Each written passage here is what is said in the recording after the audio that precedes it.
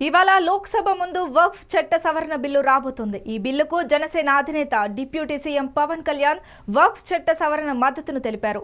దాదాపు బిల్లుపై ఏకంగా 8 గంటలకు పాటు చర్చ జరపాలని కేంద్ర నిర్ణయం తీసుకుంది.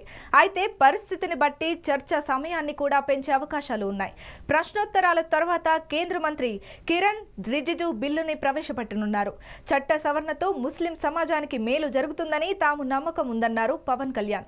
వక్ఫ్ చట్టంలో సవరణలకు సంబంధించిన బిల్లును జాయింట్ పార్లమెంటరీ కమిటీ పర్యవేక్షించిందని తెలిపారు. సంబంధిత వర్గాలు, విద్యావంతులు, పాలనా రంగ నిపుణులతో చర్చించి బిల్లును రూపొందించారని పేర్కొన్నారు. బ్రిటిష్ కాలం నాటి వక్ఫ్ చట్టాన్ని కాలానుగుణంగా క్రమబద్ధీకరించడం ద్వారా విస్తృత ఫలితాలు దక్కుతాయని, అందుకే తాము వక్ఫ్ చట్ట సవరణకు మద్దతివ్వాలని నిర్ణయించామని అన్నారు. అదేవిధంగా పార్టీలు, ఎంపీలు తంగెళ్ల ఉదయ్ శ్రీనివాస్, వల్లభనేని బాలశౌరిలకు కీలక ఆదేశాలు జారీ చేశారు.